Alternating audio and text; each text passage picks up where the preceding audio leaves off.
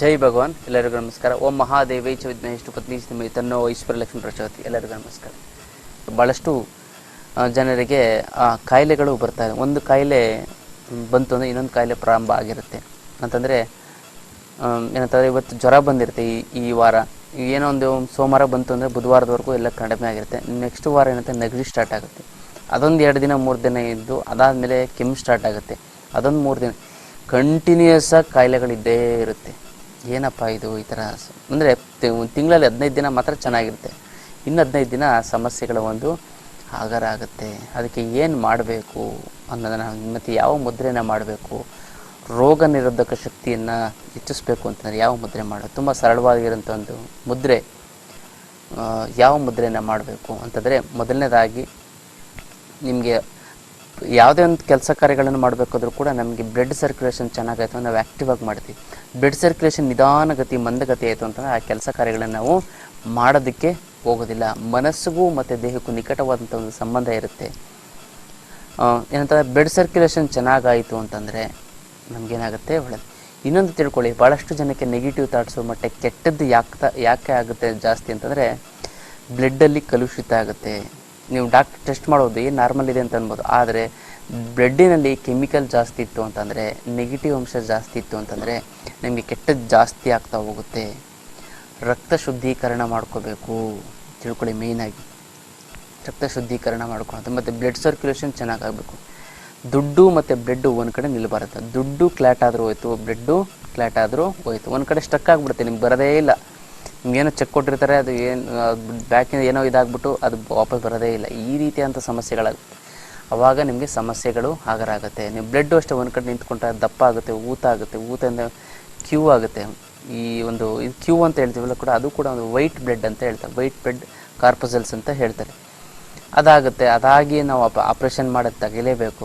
ಈ ರೀತಿಯಂಥ ಸಮಸ್ಯೆ. ಅದಕ್ಕೋಸ್ಕರ ರಕ್ತ ಸಂಚಾರ ಚೆನ್ನಾಗಾಯಿತು ಅಂದರೆ ನೀವು ಆ್ಯಕ್ಟಿವ್ ಆಗಿರ್ತೀರ. ಮತ್ತು ರಕ್ತ ಸಂಚಾರ ಚೆನ್ನಾಗಾಯಿತು ಅಂದರೆ ನೆಗೆಟಿವ್ ಅಂಶಗಳು ಕಡಿಮೆ ಆಗ್ತಾ ಹೋಗುತ್ತೆ. ಅದಕ್ಕೋಸ್ಕರ ಬ್ಲಡ್ಡನ್ನು ಪ್ಯೂರಿಫಿಕೇಷನ್ನ ಮಾಡ್ಕೋಬೇಕು ಅಂತಂದರೆ ತುಂಬ ಸರಳವಾದಂಥ ಒಂದು ಮುದ್ರೆ. ಯಾವ ಮುದ್ರೆ ಪ್ರತಿನಿತ್ಯ ನಾವು ಮಾಡುವಂತಹ ಒಂದು ಮುದ್ರೆನೇ. ಯಾವ ಮುದ್ರೆ ಅಂತಂದರೆ ಪ್ರಾಣ ಮುದ್ರೆ. ಪ್ರಾಣ ಮುದ್ರೆ ಅಂತಂದರೆ ನಂಬರ್ 2 ಅಂತ ತೋರಿಸ್ಬೇಕು. ನಂಬರ್ 2 ಅಂತ ತೋರಿಸಿದ್ರೆ ಅದೇ ಪ್ರಾಣ ಮುದ್ರೆ. ಅಂದರೆ ನೀವೇನು ಮಾಡಬೇಕು ಅಂತಂದರೆ ತೋರ್ಬೆರಳು ಮತ್ತು ಮಧ್ಯದ ಬೆರಳನ್ನು ನೇರವಾಗಿರೋದಂತೆ ಎಚ್ಚರಿಸಬೇಕು ಮತ್ತು ಕಿರುಬೆರಳು ಮತ್ತು ಉಂಗುರದ ಬೆರಳನ್ನು ಮಡಿಸ್ಬೇಕು. ಇದು ಪ್ರಾಣ ಮುದ್ರೆ ಅಂತ ಹೇಳ್ತಾರೆ. ಈ ಒಂದು ಪ್ರಾಣ ಮುದ್ರೆನ ನೀವು ಮಾಡ್ತು ಅಂತಂದರೆ ನಿಮಗೇನಾಗುತ್ತೆ, ಬ್ಲಡ್ ಪ್ಯೂರಿಫಿಕೇಷನ್ ಆಗುತ್ತೆ ಮತ್ತು ರೋಗ ನಿರೋಧಕ ಶಕ್ತಿ ಹೆಚ್ಚಾಗುತ್ತೆ. ತುಂಬ ಅದ್ಭುತವಾದಂತಹ ಒಂದು ಇದು ನೋಡಿ. ಉಂಗುರದ ಬೆರಳನ್ನು ಅಂದರೆ ಹೆಬ್ಬೆರಳನ್ನು ತೆಗೆದು ಉಂಗುರ ಬೆರಳನ್ನು ಮಡಿಸ್ಬೇಕು, ಕಿರುಬೆರಳನ್ನ ಮಡಿಸ್ಬೇಕು ಮತ್ತು ಹೆಬ್ಬೆರಳನ್ನ ಮತ್ತು ಉಂಗುರ ಬೆರಳ ಕಿರುಬೆರಳನ್ನು ತಾಗಿಸ್ಬೇಕು. ಮಿಕ್ಕ ಬೆರಳು ಅಂದರೆ ತೋರ್ಬೆರಳು ಮಧ್ಯದ ಬೆರಳನ್ನು ನೇರವಾಗಿರುವಂತೆ ಎಚ್ಚರ ವಹಿಸಬೇಕು. ತುಂಬ ಸರಳವಾಗಿರುವಂಥ ಒಂದು ಮುದ್ರೆ. ಇದು ಎಲ್ಲ ಚಿಕಿತ್ಸಾ ಮುದ್ರೆಗಳಿಗೂ ಕೂಡ ನಾವು ಮಾಡಬೇಕು. ಯಾಕಂದರೆ ಬ್ಲಡ್ ಸರ್ಕ್ಯುಲೇಷನ್ ಮತ್ತು ರೋಗ ನಿರೋಧಕ ಶಕ್ತಿ ಹೆಚ್ಚಲಿ ಅನ್ನೋದಕ್ಕೋಸ್ಕರ ಚಿಕಿತ್ಸಾ ಮುದ್ರೆಗಳ ಜೊತೆ ಈ ಒಂದು ಮುದ್ರೆಯನ್ನು ನಾವು ಮಾಡ್ತೀವಿ. ಅದ್ಭುತವಾದಂಥ ಒಂದು ಮುದ್ರೆ. ನಿಮಗೇನು ಸಮಸ್ಯೆ ಇಲ್ಲ ಅಂತಂದರೂ ಕೂಡ ಬ್ಲಡ್ ಪ್ಯೂರಿಫಿಕೇಷನ್ ಆಗೋದಕ್ಕೆ ಮತ್ತು ಬ್ಲಡ್ಡು ಕ್ಲಾಟ್ ಆಗದಂಗೆ ಮತ್ತು ಬ್ಲಡ್ ಸರ್ಕ್ಯುಲೇಷನ್ ಚೆನ್ನಾಗಿ ಆಗೋದಕ್ಕೆ ಈ ಒಂದು ಮುದ್ರೆಯನ್ನು, ಪ್ರಾಣ ಮುದ್ರೆಯನ್ನು ಮಾಡಿ ತುಂಬ ಅಂದರೆ ತುಂಬ ಒಳ್ಳೆಯದಾಗುತ್ತೆ, ಸರಳವಾಗಿರುತ್ತೆ ಅಂತ ಹೇಳ್ಬೋದು. ತುಂಬ ಚೆನ್ನಾಗಿರುತ್ತೆ. ಮಾಡಿ ಎಷ್ಟು ನಿಮಿಷ ಮಾಡಬೇಕು ಕೇಳೋ, 20 ನಿಮಿಷ ಮಾಡಿದ್ರೆ ಸಾಕು, ಇಲ್ಲ 15ರಿಂದ 20 ನಿಮಿಷ ಮಾಡಿ ಸಾಕು. ತುಂಬ ಚೆನ್ನಾಗುತ್ತೆ. ಆ್ಯಕ್ಟಿವ್ ಆಗಿರ್ತೀರ ನೀವು. ಮತ್ತು ಮತ್ತು ನಿಮಗೆ ಕಾಯಿಲೆಗಳು ನಾನು ಹೇಳಿದ್ನಲ್ಲ ಪದೇ ಪದೇ, ಈ ವಾರ ನೆಗಡಿ ಇತ್ತು ಅಂದರೆ ಮುಂದಿನ ವಾರ ಶೀತ, ಮುಂದಿನ ವಾರ ಅಸ್ತಮ, ಅದ್ರ ಮುಂದಿನ ವಾರ ಇನ್ಯಾವುದೋ ಒಂದು ದರಿದ್ರವಾದ ಕಾಯಿಲೆಗಳು ಈ ಥರದ್ದು ಬಂತು ಅಂತಂದಾಗ ಅದನ್ನೆಲ್ಲ ಸಂಪೂರ್ಣವಾಗಿ ನಿವಾರಣೆ ಮಾಡ್ಕೊಳ್ಳೋದಕ್ಕೋಸ್ಕರ ಪ್ರಾಣ ಮುದ್ರೆಯನ್ನು ನೀವು ಮಾಡಬೇಕಾಗುತ್ತದೆ. ಮಾಡಿದ್ರೆ ನಿಮಗೆ ನಿವಾರಣೆ ಆಗುತ್ತೆ. ತುಂಬ ಪದೇ ಪದೇ ಬರುವಂಥ ಒಂದು ಕಾಯಿಲೆಗಳು ನಿವಾರಣೆ ಆಗುತ್ತೆ. ಇದನ್ನು ಮಾಡಿ ತುಂಬ ಒಳ್ಳೆಯದಾಗುತ್ತೆ ಅಂತ ಹೇಳ್ಬೋದು. ಇದು ಒಂದು ವಿಶೇಷವಾದಂತಹ ಒಂದು ವಿಚಾರ, ಮುದ್ರೆ ವಿಚಾರ ಅಂತ. ಇನ್ನು ಭಾಳಷ್ಟು ಜನರ ಒಂದು ಸಮಸ್ಯೆ ಏನಂತಂದರೆ, ಇವಾಗ ಎಕ್ಸಾಮ್ ಟೈಮ್ ಆಗಿರೋದು, ಮಕ್ಕಳಿಗೆ ಕಾನ್ಸಂಟ್ರೇಷನ್ನು. ಆ ಕಾನ್ಸಂಟ್ರೇಷನ್ನ ಯಾವ ರೀತಿ ನಾವು ಪಡ್ಕೋಬೇಕು, ಮಕ್ಕಳಿಗೆ ಯಾವ ರೀತಿ ಬರೆಸಬೇಕು ಅಂತ ಒಂದು ಸಣ್ಣ ವಿರಾಮದಂತ ನಿಮಗೆ ತಿಳಿಸ್ಕೊಡ್ತೀನಿ ವೀಕ್ಷಕರು.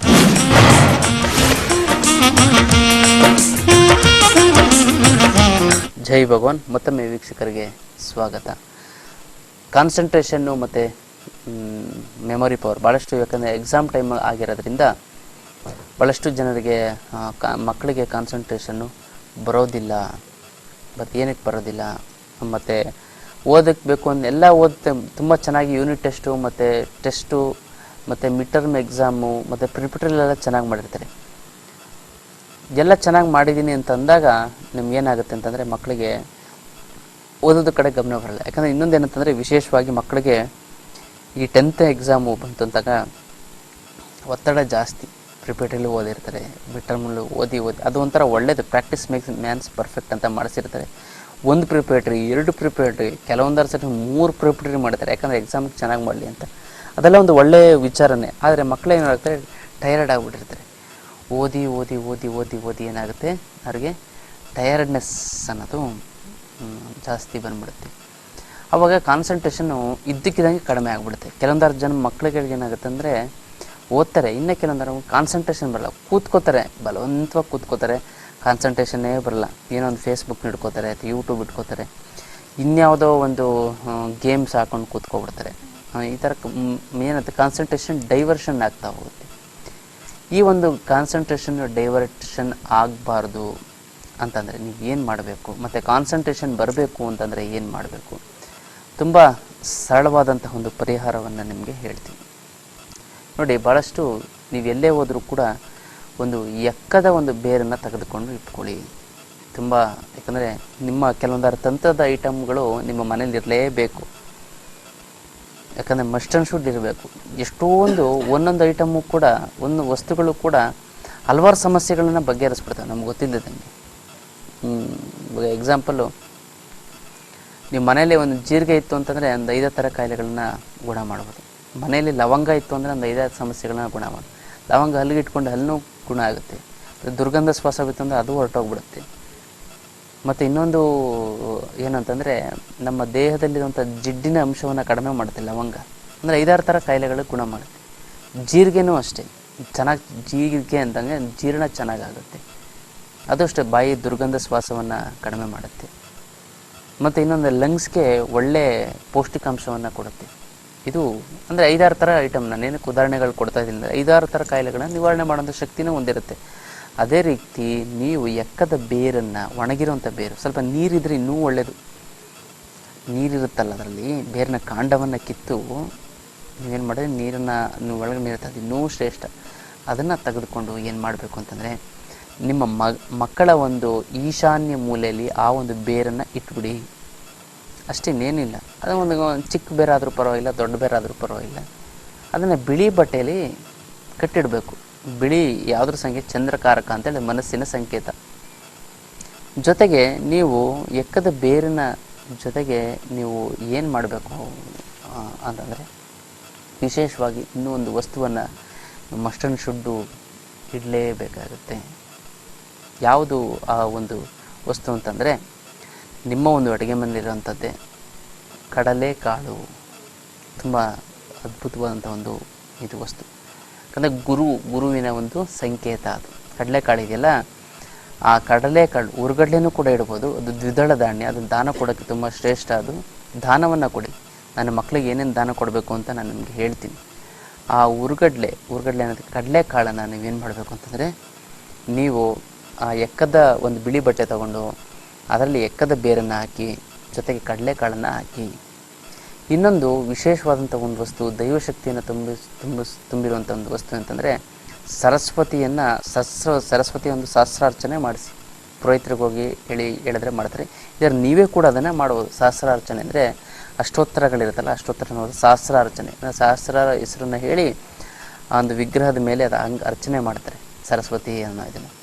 ಆ ಕುಂಕುಮವನ್ನು ಬಿಳಿ ಬಟ್ಟೆಯಲ್ಲಿ ಹಾಕಿ ಮತ್ತು ಅದನ್ನು ಕಟ್ಟಿ ಈಶಾನ್ಯ ಮೂಲೆಯಲ್ಲಿ ಎತ್ತಿಟ್ಬಿಡಿ. ಅದನ್ನು ಇಟ್ಟು ಪರವಾಗಿಲ್ಲ ಇದೆ. ಮಕ್ಕಳಿಗೆ ಯಾವುದೇ ಕಾರಣಕ್ಕೂ ಕಾನ್ಸಂಟ್ರೇಷನ್ನು ಡೈವರ್ಟ್ ಆಗೋದಿಲ್ಲ, ಕಾನ್ಸಂಟ್ರೇಷನ್ ಬರುತ್ತೆ, ತುಂಬ ಚೆನ್ನಾಗಿರುತ್ತೆ. ಅದ್ಭುತವಾದಂಥ ಒಂದು ಇದು. ಮತ್ತು ನಿಮ್ಮ ಕಾನ್ಸಂಟ್ರೇಷನ್ ಚೆನ್ನಾಗಿ ಆಗಬೇಕು, ಡೈವರ್ಷನ್ ಆಗಲ್ಲ, ಮತ್ತು ಕಾನ್ಸಂಟ್ರೇಷನ್ ಬರಬೇಕು ಅನ್ನೋದಕ್ಕೋಸ್ಕರ ನೀವೇನು ಮಾಡಿ ಅಂತಂದರೆ, ಅದೇ ಬಿಳಿ ಬಟ್ಟೆ ತಗೊಳ್ಳಿ, ದೊಡ್ಡ ಬಟ್ಟೆ ತಗೊಳ್ಳಿ.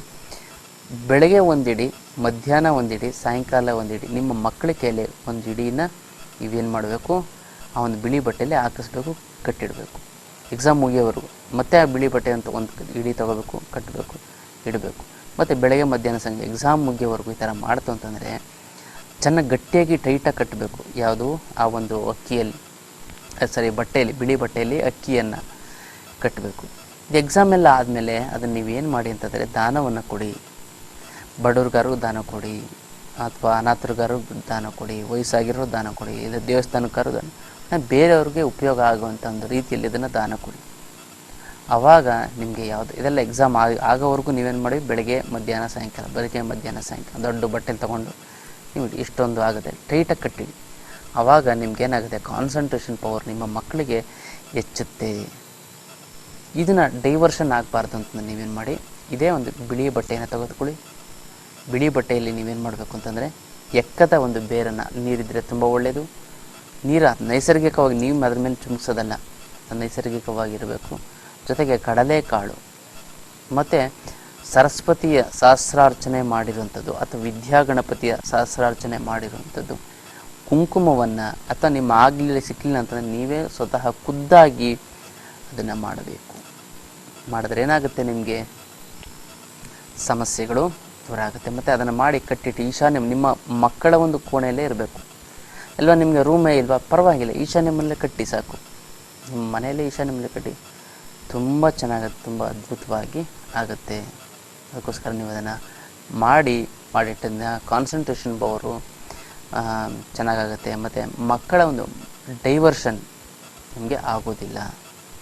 ತುಂಬ ಸರಳವಾಗಿರುವಂಥ ಒಂದು ವಿಧಾನ, ಸುಲಭವಾಗಿರುವಂಥ ವಿಧಾನ ಎಲ್ಲ. ಯಾಕಂದರೆ ಎಕ್ಸಾಮ್ ಟೈಮ್ ಆಗಿರೋದ್ರಿಂದ ನೀವು ಇದನ್ನು ಮಾಡಲೇಬೇಕು. ಮಾಡಿದ್ರೆ ನಿಮಗೆ ತುಂಬ ಅನುಕೂಲ ಆಗುತ್ತೆ ಅಂತ ಹೇಳ್ಬೋದು. ಇದು ಸಹಜವಾಗಿ ಮಾಡೋದು. ಇನ್ನು ನಮ್ಮ ಶಿಬಿರದ ಬಗ್ಗೆ ನಾವು ಮಾತಾಡ್ತಾ ಇತ್ತು, ವಿಚಾರವನ್ನು ತಿಳಿಸಬೇಕು ಅಂತಂದರೆ ಇದೇ 21 ಮಾರ್ಚ್ 21 ಮತ್ತು 22ನೇ ತಾರೀಕು ನಾವು ಅದನ್ನು ಮಾಡಬೇಕಾಗತ್ತೆ. ನಾವು ಮಾಡ್ತೀವಿ, ಅದು ಏರ್ಪಡಿಸಿದ್ದೀವಿ. ಅದಕ್ಕೆ ಬುಧವಾರ ಮತ್ತು ಗುರುವಾರ ಬೆಳಿಗ್ಗೆ 10 ಗಂಟೆಯಿಂದ 4 ಗಂಟೆವರೆಗೂ 2 ದಿನಗಳ ಒಂದು ಶಿಬಿರ ಇರುತ್ತೆ. ಉತ್ತಮವಾದಂಥ ಒಂದು ಶಿಬಿರ, ಅದ್ಭುತವಾದ ಕುಂಡಲಿನಿ ತಂತ್ರ ಹಾಗೂ ಮುದ್ರಾ ಯೋಗ ಶಿಬಿರ. ಯಾಕಂದರೆ ಈ ಒಂದು ಶಿಬಿರವನ್ನು ನೀವು ಏನಕ್ಕೆ ಅಟೆಂಡ್ ಮಾಡಬೇಕು, 3 ಕಾರಣಗಳಿಗೋಸ್ಕರ ನೀವು ಅದನ್ನು ಮಾಡಬೇಕು. 3 ಕಾರಣಗಳಿಗೋಸ್ಕರ ಏನಕ್ಕೆ ಮಾಡಬೇಕು ಅಂತ, ಮೊದಲನೇದಾಗಿ ನಿಮ್ಮ ಸಮಸ್ಯೆಗಳನ್ನು ಸಂಪೂರ್ಣವಾಗಿ ನಿವಾರಣೆ ಮಾಡ್ಕೊಳ್ಳೋದಕ್ಕೆ. ಎರಡನೇದಾಗಿ ಏನು ಅಂತಂದರೆ ನಿಮಗೆ ಮುಂದೆ ಸಮಸ್ಯೆಗಳು ಬರದೇ ಇರೋಂಥ ರೀತಿಯಲ್ಲಿ ತಡೆಯೋದಕ್ಕೆ ಎರಡನೇದು. ಮತ್ತು ಮೂರನೇದು ನಿಮಗೆ ಸಂಬಂಧಪಟ್ಟಂಥವರು ಸಮಸ್ಯೆಗಳನ್ನು ಗುಣ ಮಾಡ್ಕೊಳ್ಳೋದಕ್ಕೋಸ್ಕರ ಈ ಶಿಬಿರವನ್ನು ಅಟೆಂಡ್ ಮಾಡಬೇಕು. ಇನ್ನಷ್ಟು ವಿಚಾರಗಳನ್ನು ತಿಳಿಸ್ಕೊಡ್ತೀನಿ ಒಂದು ಸಣ್ಣ ವಿರಾಮದ ನಂತರ.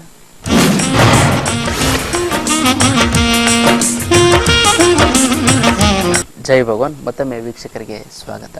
ಇನ್ನು ನಾನು ಶಿಬಿರದ ಬಗ್ಗೆ ತಿಳಿಸ್ತಾ ಇದ್ದೆ. ತುಂಬ ಅದ್ಭುತವಾದಂಥ ಒಂದು ಶಿಬಿರ, ಸರಳವಾದಂಥ. ಯಾಕಂದರೆ ಅಲ್ಲಿ ಶಿಬಿರದಲ್ಲಿ ಎಲ್ಲ ಹೇಳಿಕೊಟ್ಟು ಕೆಲವೊಂದಾರು ಎಷ್ಟೊಂದು ಹಣಕಾಸಿನ ಸಮಸ್ಯೆಗಳು ಮತ್ತು ಹಣಕಾಸು ಕಳ್ಕೊಳ್ಳೋದನ್ನು ಹೇಗೆ ಅವಾಯ್ಡ್ ಮಾಡೋವಂಥದ್ದು, ಜನಗಳು ಯಾವ ರೀತಿ ಇರ್ತಾರೆ, ನಮ್ಮ ಒಂದು ಒಳ್ಳೆಯತನ ಯಾವ ರೀತಿ ದುರುಪಯೋಗ ಪಡಿಸ್ಕೊಡ್ತಾರೆ, ಅದನ್ನು ಹೇಗೆ ಅವಾಯ್ಡ್ ಮಾಡಬೇಕು, ಎಲ್ಲವನ್ನು ಕೂಡ ಅಲ್ಲಿ. ಯಾಕಂದರೆ ಅನುಭವದ ಮಾತು ಯಾವುದೂ ಕೂಡ ಅಲ್ಲಿ ಅಂದರೆ ನಮ್ಮ ಅನುಭವದ ನೇರವಾಗಿ ಮನಸ್ಸಿಂದ ಬಂದಿರುವಂಥ ಒಂದು ವಿಚಾರಗಳನ್ನು ಹೇಳ್ತೀವಿ ಹೊರತು ಯಾವುದೇ ರೀತಿಯಾದಂಥ ಒಂದು ಬೇರೆ ರೀತಿಯಾದಂಥ ಒಂದು ಅಂದರೆ ಯಾವುದೋ ಪುಸ್ತಕದಲ್ಲಿತ್ತು ಅಥವಾ ಇನ್ನೆಲ್ಲೋ ಇತ್ತು, ಇನ್ಯಾರೋ ಹೇಳಿದ್ದು ಅಲ್ಲ, ನೇರವಾಗಿ ಬರೋದು. ಆವಾಗ ನಿಮಗೆ ಮನಸ್ಸಿಗೆ ಮುಟ್ಟುವಂಥ ಒಂದು ಟ್ರಾನ್ಸ್ಫಾರ್ಮೇಷನ್ ಆಗುತ್ತೆ.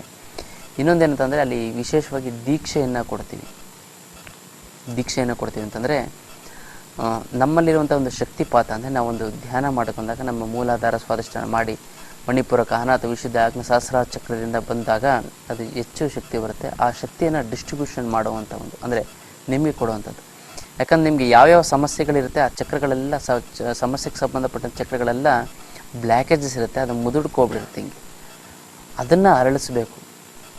ಅದನ್ನು ಅರಳಿಸಿ ಅದನ್ನು ಧ್ಯಾನ ಮಾಡೋದ್ರ ಮುಖಾಂತರ ಕೆಲವೊಂದು ಟೆಕ್ನಿಕ್ಗಳ ಮೂಲಕ ಅದನ್ನು ಹೇಳ್ಕೊಡ್ತೀವಿ. ಅದನ್ನು ನೀವು ಜಾಗೃತಿ ಮಾಡ್ಕೋತೀರ. ಆಮೇಲೆ ಅದನ್ನು ಹಂಗೆ ನೀವು ಚೆನ್ನಾಗಿ ಸ್ಥಿಮಿತದಲ್ಲಿ ಇಟ್ಕೊಳ್ಬೇಕು ಅನ್ನೋದಕ್ಕೋಸ್ಕರ ದೀಕ್ಷೆ ಅಂತ ಕೊಡ್ತೀವಿ. ಆ ದೀಕ್ಷೆ ಅಂತಂದರೆ ಸನ್ಯಾಸ ದೀಕ್ಷೆ ಅಂತ ತಪ್ಪು ತಿಳ್ಕೊಬೋದು. ಸನ್ಯಾಸ ದೀಕ್ಷೆ ಅಲ್ಲ, ನಮ್ಮಲ್ಲಿರುವಂಥ ಶಕ್ತಿಯನ್ನು ಅವ್ರಿಗೆ ಕೊಟ್ಟಾಗ ಅದು ದೀಕ್ಷೆ ಆಗುತ್ತೆ. ಮಂತ್ರ ದೀಕ್ಷೆ ಅಂತ ಹೇಳ್ತೀವಿ. ಅದನ್ನು ಜಪ ಮಾಡಬೇಕು. ಜಪ ಮಾಡ್ತಿದ್ದಂಗೆ ನಿಮ್ಮ ಯಾವುದೇ ರೀತಿಯಂಥ ಸಮಸ್ಯೆಗಳಾಗಿರ್ಬೋದು, ಮಕ್ಕಳಾಗದೇ ಇರ್ಬೋದು, ಮನೆ ಕಟ್ಟೋಕ್ಕಾಗದೇ ಇರ್ಬೋದು, ಮದುವೆ ಆಗದೆ ಇರ್ಬೋದು, ಕೆಲಸ ಸಿಗದೆ ಇರ್ಬೋದು, ಹಣಕಾಸಿನ ಸಮಸ್ಯೆ ಲಾಸ್ ಆಗಿರ್ಬೋದು, ಅಥವಾ ನಿಮ್ಮ ಶತ್ರುಬಾಧೆಗಳಾಗಿರ್ಬೋದು, ಅದೆಲ್ಲವೂ ಕೂಡ ನಿಮ್ಮ ಕರ್ಮಗಳು ಕೂಡ ಕಳೆಯುವಂಥ ಒಂದು ಶಕ್ತಿ ಅದರಲ್ಲಿರುತ್ತೆ. ಕೊನೆಯದಾಗಿ ನೀವೆಲ್ಲ ಪರಿಹಾರ ಹುಡ್ತಾ ಹೋಗ್ತಾ ಹೋಗ್ತಾ ಹೋಗ್ತಾ ಡೀಪಾಗಿ ಹೋಯ್ತು ಅಂದರೆ ಇದೇ ಕುಂಡಲಿನಿ. ಇದಕ್ಕಿಂತ ಬಿಟ್ಟು ಬೇರೆ ಇನ್ನೇನು ಇದಲ್ಲ. ಯಾಕಂದರೆ ನಾವೆಲ್ಲ ಒಂದು ಡೀಪರಾಗಿ ಹೋಗಿ ನೋಡಿದಾಗ ಇದೇ ಆಗಿರುತ್ತೆ. ಈ ಒಂದು ಶಿಬಿರವನ್ನು ಅಟೆಂಡ್ ಮಾಡಿ ತುಂಬ ಇರುತ್ತೆ. ಅಡ್ವಾನ್ಸ್ ಲೆವೆಲ್ ಅಂತ ಇರುತ್ತೆ, ಹೈಯರ್ ಅಡ್ವಾನ್ಸ್ ಅಂತ ಇರುತ್ತೆ. ಹೈಯರ್ ಅಡ್ವಾನ್ಸು ಅಲ್ಲೂ ಕೂಡ ಅದನ್ನು ಕೂಡ ಯಾರು ಬೇಕಾದ್ರೂ ಕೂಡ ಜಾಯ್ನ್ ಆಗ್ಬೋದು. ವಿಶೇಷವಾದಂಥ ಒಂದು ಮಾಹಿತಿಯನ್ನು ನಿಮಗೆ ಅಲ್ಲಿ ಕೊಟ್ಟಿರ್ತೀವಿ, ಅದ್ಭುತವಾದಂಥ ಒಂದು ಮಾಹಿತಿ. ಇನ್ನೊಂದೇನಂತಂದರೆ ನಮ್ಮದು ISO ಅಂದರೆ ಇಂಟರ್ನ್ಯಾಷನಲ್ ಸ್ಟ್ಯಾಂಡರ್ಡ್ ಆರ್ಗನೈಜೇಷನ್ ಅಂತ ಹೇಳ್ತೀವಿ. ಇಂಟರ್ನ್ಯಾಷನಲ್ ಸ್ಟ್ಯಾಂಡರ್ಡ್ ಆರ್ಗನೈಜೇಷನ್ ಅಂದರೆ ಮಾನ್ಯತೆಯನ್ನು ಪಡೆದಿದೆ. ಅಂದರೆ ಉತ್ತಮವಾದಂಥ ಎಜುಕೇಷನ್ನ ಮಾಡ್ತಾಯಿದ್ದೀವಿ ಅನ್ನೋಂಥದ್ದು. ಅದನ್ನು ಕೂಡ ನಿಮಗೆ ತುಂಬ ಅನುಕೂಲ ಆಗುತ್ತೆ. ಮತ್ತು ಇನ್ನೊಂದೇಂತಂದರೆ ಭಾಳಷ್ಟು ಜನಕ್ಕೆ ನಾವು ವಿದೇಶದಲ್ಲಿ ಕರ್ಕೊಂಡೋಗಿ ಅಲ್ಲಿ ಎಕ್ಸಾಮ್ ನಡೆಸಿ, ಅಲ್ಲಿ ಈಗ ಫಾರಿನ್ ಒಂದು ಟ್ರಿಪ್ ಆದಂಗೆ ಹೋಗಬೇಕು, ಟೂರ್ ಆದಂಗೆ ಹೋಗಬೇಕು, ಅಲ್ಲೂ ಹೈಯರ್ ಎಜುಕೇಷನ್, ಹೈಯರ್ ಮೆಡಿಟೇಷನ್ ಕೋರ್ಸನ್ನು ಕೂಡ ಮಾಡ್ತೀವಿ. ಅದೂ ಆಗುತ್ತೆ, ಜೊತೆಗೆ ಇದೂ ಆಗುತ್ತೆ. ನಿಮಗೆ ಭಾಳಷ್ಟು ಜನಕ್ಕೆ ನಾವು ವಿದೇಶದಲ್ಲಿ ನಾನು ಬರಬೇಕು ಮತ್ತು ಓದಿ ನಾನು ಇದು ಮಾಡಬೇಕು ಅಂತ ಒಂದು ಆಸೆ ಇರುತ್ತೆ. ಆ ಒಂದು ಆಸೆಗಳು ಕೂಡ ನಿಮಗೆ ಸಿಗುತ್ತೆ. ಇನ್ನೊಂದೇನಿರುತ್ತೆ, ವಿದೇಶ ಪ್ರಯಾಣ ಯೋಗ ಬರುತ್ತೆ. ನೀವು ನಮ್ಮ ಒಂದು ಕೋರ್ಸನ್ನು ಅಂದರೆ ಹೈಯರ್ ಮೆಡಿಟೇಷನ್ ಕೋರ್ಸನ್ನು ನೀವು ಅಟೆಂಡ್ ಮಾಡೋಣ ಫಾರಿನಲ್ಲಿ ಮಾಡೋದು, ಅದನ್ನು ತುಂಬ ಸರಳವಾಗಿರುತ್ತೆ. ಭಾಳಷ್ಟು ಜನ ಇದಕ್ಕೆಲ್ಲ ಏನು ಲಕ್ಷಾಂತರ ರೂಪಾಯಿ ಖರ್ಚಾಗುತ್ತಾ? ಏನು ಲಕ್ಷಾಂತರ ರೂಪಾಯಿ ಏನು ಖರ್ಚಾಗೋದಿಲ್ಲ. ಕೆಲವೇ ಸಾವಿರಗಳಲ್ಲಿ ನೀವು ಫಾರಿನ್ ಟೂರ್ಗೂ ಹೋಗ್ಬೋದು, ಬರ್ಬೋದು. ತುಂಬ ಅದ್ಭುತವಾದಂತಹ ಒಂದು ವಿಚಾರವನ್ನು ನೀವು ತಿಳ್ಕೊಬೋದು. ಮತ್ತು ಅದು ಎಕ್ಸಾಮನ್ನು ಬರೋದು ತುಂಬ ಎಕ್ಸಾಮ್ ಅಂದ ತಕ್ಷಣ ಕೆಲವೊಂದು ಭಯ ಆಗಿಬಿಡುತ್ತೆ. ನಮ್ಮ ಮಕ್ಕಳಿಗೆ ಓದ್ಸೋಕ್ಕೆ ಕಷ್ಟ, ಇನ್ನು ನಾವು ಎಷ್ಟು ದಿನ ಆಯಿತು ಎಜುಕೇಷನ್ ಬಿಟ್ಟು ಬರೆಯೋಕ್ಕಾಗಲ್ಲ. ಏನಿಲ್ಲ, ತುಂಬ ಸರಳವಾಗಿರುತ್ತೆ, ತುಂಬ ಆಪ್ಷನಲ್ ಆಗಿರುತ್ತೆ. ಒಂದು ಇವಾಗ ಎಕ್ಸಾಂಪಲ್ ಮುದ್ರೆ ಅಂದರೆ ಏನು, ಅದಕ್ಕೊಂದು 4 ಆಪ್ಷನ್ ಇರುತ್ತೆ. ಅದಕ್ಕೆ ನೀವು ಟಿಕ್ ಮಾರ್ಕ್ ಹಾಕುವಂಥದ್ದು. ಈ ರೀತಿ ಸುಲಭವಾಗಿ ಬರೀಬೋದು. But highly informative higher meditation course ಅಂದರೆ ಮಾಮೂಲಿ ಎಲ್ಲ, ಹೈಲಿ ಇನ್ಫಾರ್ಮೇಟಿವ್ ಆಗಿರುವಂಥ ಒಂದು ಅದನ್ನು ಇಲ್ಲೇ ಟ್ರೈನಿಂಗ್ ಕೊಡ್ತೀವಿ. ಬಟ್ ಅಲ್ಲಿ ನಿಮಗೆ ಎಕ್ಸಾಮನ್ನು ಬರೆಸಿ ಅಲ್ಲಿ ನಿಮಗೆ ಸರ್ಟಿಫಿಕೇಟನ್ನು ಕೊಡ್ತೀವಿ. ಅದನ್ನು ಒಂದು ಅದ್ಭುತವಾದಂಥ ಒಂದು ಸಮಯ ಅಂತ ಇದು ಅಂತ ಹೇಳ್ಬೋದು. ಯಾಕಂದರೆ ನೀವು ಅಲ್ಲಿ ವಿದೇಶದಲ್ಲಿ ನೀವೊಂದು ಎಕ್ಸಾಮ್ ಬರೆದು ನೀವು ಅದನ್ನು ತಗೋತಾ ಇದ್ದೀರಾ ಅಂತಂದರೆ ಎಷ್ಟು ಒಳ್ಳೆಯ ವಿಚಾರ ಅಲ್ವಾ. ಅದಕ್ಕೋಸ್ಕರ ನೀವು ಖಂಡಿತವಾಗ್ಲೂ ಅದನ್ನು ಮಾಡಿ ಎಲ್ಲರೂ ಕೂಡ ಇದು ಮಾಹಿತಿಯನ್ನು ನೀವು ತಿಳ್ಕೊಬೋದು. ನಮ್ಮ ಒಂದು ವಿಡಿಯೋಗಳನ್ನು ನೋಡಬೇಕು ಅಂದರೆ ವಿನಯ್ ಯೋಗಿ ಗುರೂಜಿ ಅಂತ ನೀವು ಟೈಪ್ ಮಾಡಿ, ಯೂಟ್ಯೂಬ್ಗೆ ಹೋಗಿ ಟೈಪ್ ಮಾಡಿ. ನಿಮ್ಗೇನಾಗುತ್ತೆ ಅಂತಂದರೆ ಅಲ್ಲೆಲ್ಲ ವೀಡಿಯೋಸ್ಗಳು ಕೂಡ ನಿಮಗೆ ಬರುತ್ತೆ, ಚೆನ್ನಾಗಾಗುತ್ತೆ ಅಂತ ಹೇಳ್ಬೋದು.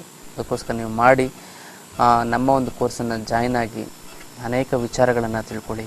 ಯಾಕಂದರೆ ನಿಮ್ಮ ಕಷ್ಟಗಳನ್ನು ನಿವಾರಣೆ, ನೀವು ಎಷ್ಟೊಂದು ಕಾಂಪಿಟೇಟಿವ್ ಎಕ್ಸಾಮ್ ಬರೆದಿರ್ಬೋದು, ಆದರೆ ಅಲ್ಲಿ ಏನು ಬರೀ ಒಂದು ಸರ್ಟಿಫಿಕೇಟ್ಗೋಸ್ಕರ ಬರುತ್ತೆ. ಆದರೆ ನಿಮ್ಮ ಒಂದು ಜೀವನದ ಪಾಠವನ್ನು ಕಲಿಯೋದಕ್ಕೋಸ್ಕರ ನೀವು ಎಕ್ಸಾಮನ್ನು ಬರೀ. ಯಾಕಂದರೆ ಇದು ಕೇವಲ ಮಾತಿನ ಒಂದು ಇದಲ್ಲ, ಮನಸ್ಸಿನ ಒಂದು ಮಾತು. ಅದಕ್ಕೋಸ್ಕರ ನೀವು ಅದನ್ನು ಅಟೆಂಡ್ ಮಾಡಿ. ಮೊದಲನೇದಾಗಿ ನೀವೇನು ಮಾಡಿ, 23-24ನೇ ತಾರೀಕು ನೀವು ನಮ್ಮ ಶಿಬಿರವನ್ನು ನೀವು ಅಟೆಂಡ್ ಮಾಡಿ. ಹೈಯರ್ ಕೋರ್ಸು, ಅಡ್ವಾನ್ಸ್ ಕೋರ್ಸು ಮತ್ತು ಹೈಯರ್ ಅಡ್ವಾನ್ಸ್ ಕೋರ್ಸಲ್ಲಿ ನಿಮಗೆ ನಾವು ಅಲ್ಲೇ ತಿಳಿಸ್ತೀವಿ ನಿಮಗೆ ಯಾವ ರೀತಿ ಇರುತ್ತೆ, ಯಾವ ರೀತಿ ಮಾಡಬೇಕು. ತುಂಬ ಸರಳವಾಗಿರುತ್ತೆ. ಭಾಳಷ್ಟು ಜನ ನನಗೆ ಓದು ಬರಹ ಏನು ಬರೋದಿಲ್ಲ, ಏನು ಮಾಡಬೇಕು ಅಂಥವ್ರಿಗೂ ಕೂಡ ಸುಲಭವಾಗಿರುತ್ತೆ. ಇನ್ನೊಬ್ಬರು ಕೂಡ ಆಪ್ಷನಲ್ ಆಗಿರ್ತಾರೆ, ಅವ್ರಿಗೆ ಎಕ್ಸಾಮ್ ಬರೆಸೋದಕ್ಕೆ ತುಂಬ ಸರಳವಾಗಿರುತ್ತೆ. ವಿಚಾರಗಳು ತಿಳ್ಕೊಂಡ್ರೆ ಸಾಕು ನೀವು ಪಾಸಾದಂಗೆ ಅಂತ ಹೇಳ್ಬೋದು. ಅದಕ್ಕೋಸ್ಕರ ನೀವು ಖಂಡಿತವಾಗ್ಲೂ ಕೂಡ ಇದೇ ಮಾರ್ಚ್ 21 ಮತ್ತು 22ನೇ ತಾರೀಕು ಕುಂಡಲಿನಿ ತಂತ್ರ ಹಾಗೂ ಮುದ್ರಾ ಯೋಗ ಶಿಬಿರ ಇರುತ್ತೆ. ಖಂಡಿತವಾಗ್ಲೂ ಕೂಡ ಅಟೆಂಡನ್ನು ಮಾಡಿ. ಆ ಮುದ್ರೆಗಳಿಂದ ಗುಣ ಆಗದಿರೋಂಥ ಕಾಯಿಲೆಗಳೇ ಇಲ್ಲ. ಅಂಥ ಒಂದು ವಿಶೇಷವಾದಂಥ ಒಂದು ಇದನ್ನು ಹೇಳ್ಬೋದು. ಜೊತೆಗೆ ಆರೋಗ್ಯ ನಿಮಗೆ ಗೊತ್ತಾಗುತ್ತೆ, ಆಯುಷು ಕೂಡ ನಿಮಗೆ ಬರುತ್ತೆ. ಇನ್ನಷ್ಟು ವಿಚಾರಗಳನ್ನ ತಿಳ್ಕೊಬೋದು. ಇನ್ನಷ್ಟು ವಿಚಾರಗಳನ್ನು ಮುಂದಿನ ಸಂಚಿಕೆಯಲ್ಲಿ ತಿಳ್ಕೊಳ್ಳೋಣ. ಅಲ್ಲಿವರೆಗೂ ನಮಸ್ಕಾರ.